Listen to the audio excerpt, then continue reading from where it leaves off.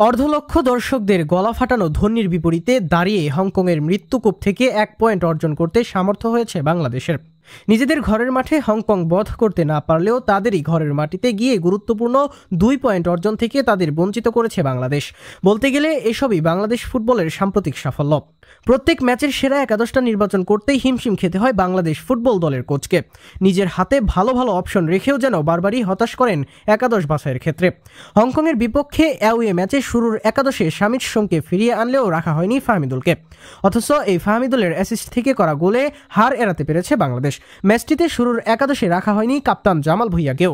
অথচ দিনের পর দিন বাজে পারফরমেন্স করে যাওয়া খেলোয়াড় সাদ উদ্দিন প্রতি ম্যাচেই একাদশে থাকার সুযোগ পাচ্ছেন। ম্যাচের চিত্রকল্পের ব্যাপারে বলতে গেলে বাংলাদেশকে 36তম মিনিটে হংকংয়ের মাঠে পিছিয়ে পড়তে হয়েছিল। প্রতিপক্ষের খেলোয়াড়কে ডি বক্সের ভেতর ফাউল করে বসলে পেনাল্টি কনসিড করে বাংলাদেশ এবং এতেই হংকং 1-0 গোলে ম্যাচে এগিয়ে যায়। প্রথমার্ধ শেষে দ্বিতীয়ার্ধেও তেমন একটা সুবিধা করতে পারছিল না বাংলাদেশ। তবে তখন পর্যন্ত একটা দিকেই স্বস্তি ছিল, আর তা হলো আর কোনো গোল হজম করতে হয়নি বাংলাদেশকে। 84তম মিনিটে ফাহমিদুলের অ্যাসিস্ট থেকে রাকিব হাসান গোল করে বাংলাদেশকে সমতায় ফেরান। তারপর বাকিটা সময়ে দুই দল সমান তালে অনেক চেষ্টা করে গিয়েছে, তবে কেউই জয়ের জন্য কাঙ্ক্ষিত গোল আদায় করতে পারেনি। প্রায় প্রত্যেক ম্যাচেই বাংলাদেশের সেন্ট্রাল ফরওয়ার্ড না থাকায় বল টেনে নিয়ে উইঙ্গাররা কিছু করে উঠতে পারছে না। শেষমেশ ব্যাক পাস কিংবা বল হারাতে হচ্ছে। এই মুহূর্তে দাঁড়িয়ে একজন টপ ক্লাস ফরওয়ার্ড অপরিহার্য বাংলাদেশের জন্য। রাকিব হোসেনের মতো উইঙ্গারকে বাংলাদেশ পুরোপুরি উইংয়ে ব্যবহার করতে পারছে না।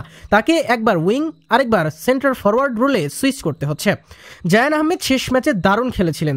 তার গতি ও ওভারল্যাপিং ছিল নজর কাড়া। অনূর্ধ্ব 23 দলে দেখা গিয়েছে তিনি বিল্ড আপে দক্ষ ও পাস ওভারল্যাপ ভিত্তিক খেলায় সুটেবল।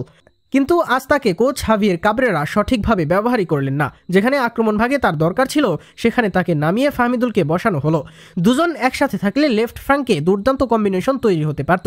এই ব্যাপারগুলোর দিকে তাকালেই আন্দাজ করা যায় যে বাংলাদেশের কোচ জানেনই না কিভাবে নিজের প্লেয়ারদের ব্যবহার করতে হবে।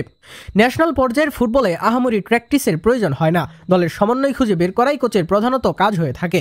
এতে সফল হলে দলও মাঠে ফুটবলে ভালো খেলতে সক্ষম হয়। সেক্ষেত্রে বাংলাদেশ দল হিসেবে ভালোই করেছে, আছে দুর্দান্ত ছন্দে। কিন্তু এই জায়গায় কোচ খেলোয়াড়দের মধ্যে সমন্বয়হীনতার পার্থক্য গড়ে দিচ্ছেন। ভুলভাল প্লেয়ার সিলেকশন ম্যাচে পজিটিভ রেজাল্ট বের করে আনতে বাংলাদেশকে পেছনে ফেলে দিচ্ছে।